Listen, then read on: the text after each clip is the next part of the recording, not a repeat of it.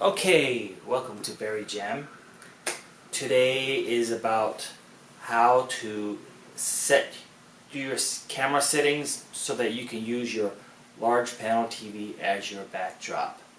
And as an to demonstrate the backdrop we're going to use is from spacetotelescope.org, and these are images basically from the Hubble Telescope.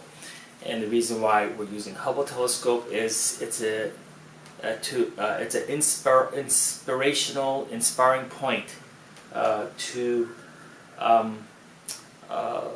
let us understand that whenever you want to try something, you think you have a great idea, you want to try and do it.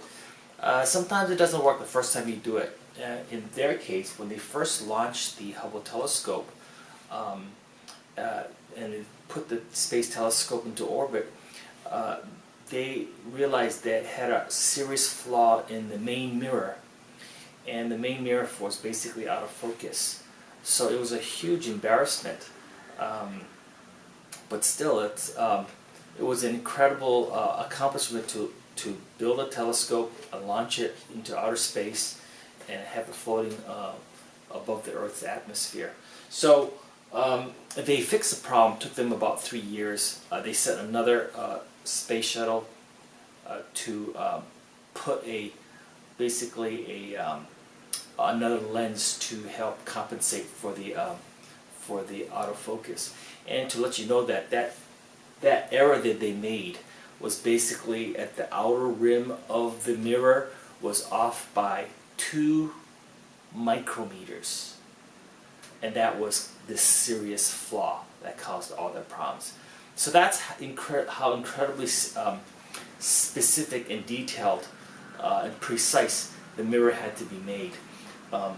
The outer edges was off by 2 micrometers. 2 micrometers basically is you get your piece of hair, and the width of your hair is could be about 50 micrometers. So you chop the hair lengthwise, if you can, into 10 places. That's 5 micrometers a piece, and then you cut that in half again. That was their flaw, 2 micrometers. So that is really incredible. But they fixed it 3 years later, and they got these wonderful photos, wonderful pictures that were able to expand our knowledge about the universe that we live in, how big it is, how old it is. Just incredible. And of course there's so many YouTube sites that can show you wonderful things about the Hubble Telescope, so we didn't need to do it here. It's just our backdrop to inspire us, because all we need to do is we just need to set our camera settings right, and we're going to be able to have a wonderful backdrop such as this. The easiest way to show you how your backdrop can be done wrong, basically, is, let me first show you that this is a backdrop. This is just a large panel TV.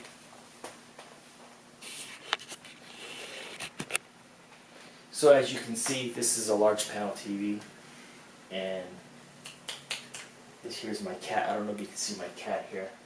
Okay, so anyway, this is a large panel TV, and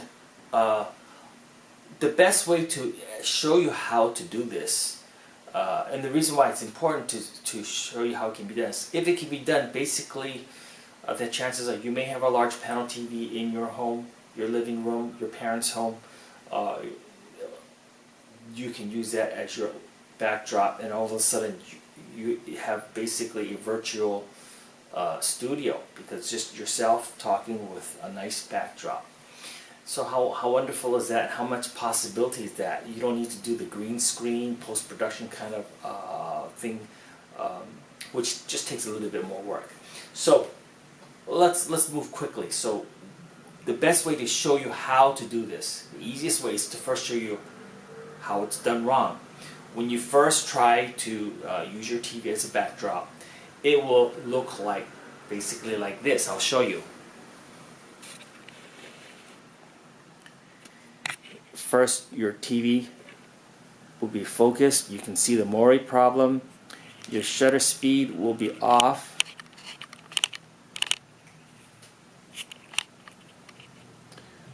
increase the ISO here.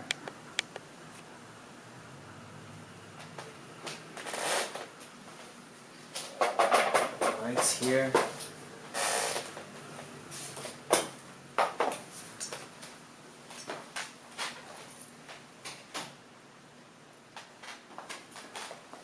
So this is basically what it's going to look like when you first do it, and you're going to say, well, it's terrible, right? Let me check.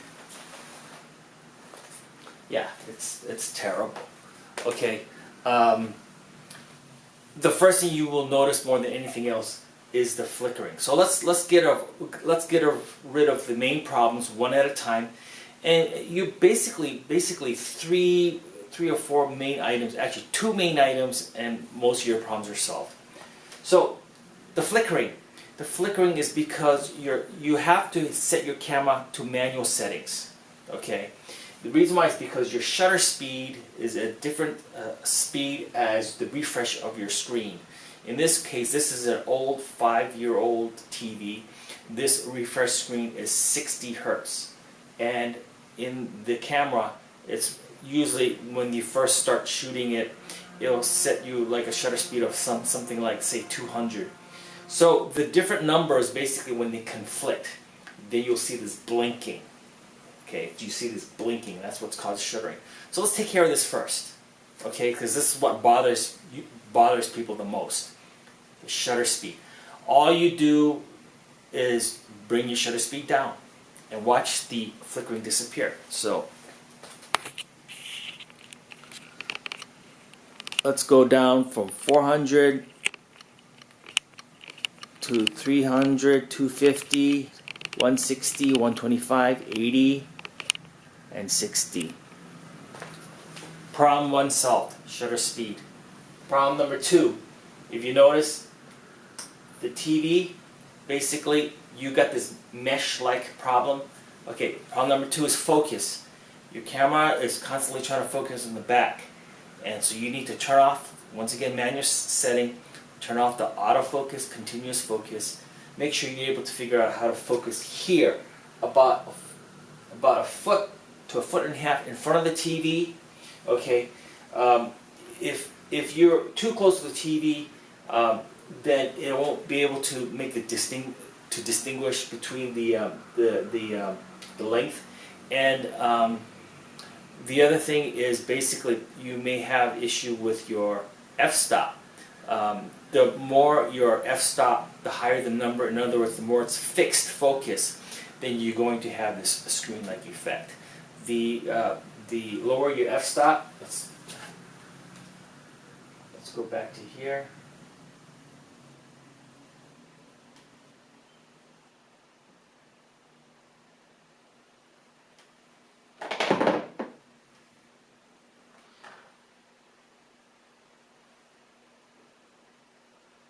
Once again, the lower your f-stop, the shorter your what's called depth of field. That means you can focus in front of you and not on the TV. So this f-stop is about 5.5. This is just a simple kit lens.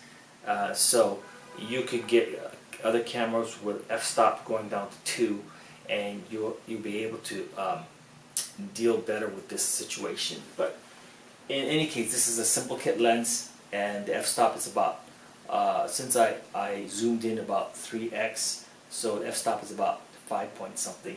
So let's get rid of this moire problem, and the screen effect, by basically making sure we focus here. The way I do it is I just get a eye chart, I hang it exactly where I need to be, I focus here, and basically the screen problem goes away. Okay, let's show you again. Let's focus here. Okay, again, this is what it's focused on the TV panel. Focus over here. Okay.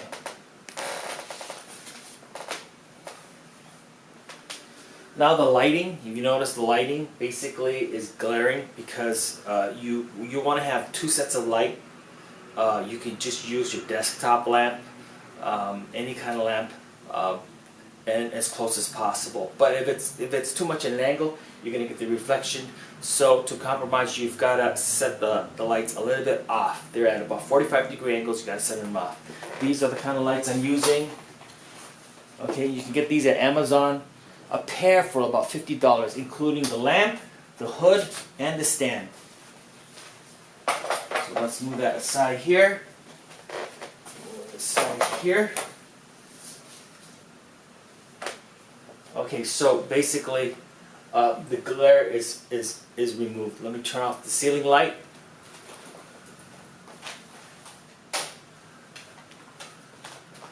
Now we're almost there. We're almost there, right? Okay, so now you got to zoom in to make sure you get rid of the whole bezel. You don't want to show that you got a TV. You want to just use it as a backdrop. So just let's focus in. We have this on a tripod. Focus in, and boom, it's done. Once again, let's focus on this.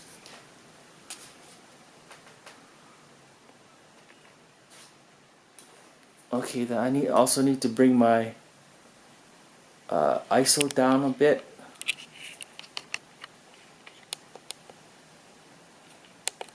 Down to 1600. Done. See? Once again, if it's focused on the backdrop, you're going to get that green and the Mori effect, which you don't want. Make sure you focus right here, and you're done. And that's basically it. That's basically it. Get your lightings done so that it doesn't provide the glare. Focus get rid of the whole panel, and get your focusing done here, and your shutter speed, your ISO, bring it down to about between 1600 and 800, whatever, to bring the light out, and your white balance, set it to manual, and then get your piece of paper, make sure it's white, and set it on manual, because as this changes colors in the background, your face will also change color if it's on automatic white balance. So you want it on manual white balance. So everything on manual. It took me weeks, months to figure out all these things.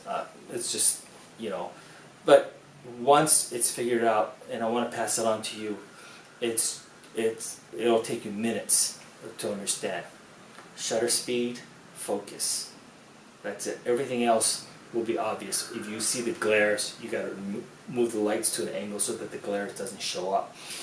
If you accidentally catch the lip of the TV, it's you lose the illusory effect that it's a backdrop.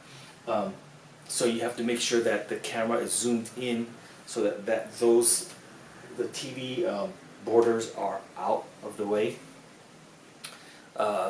Your camera's got to be level. Put it on a tripod, and do a couple takes to see what it's like.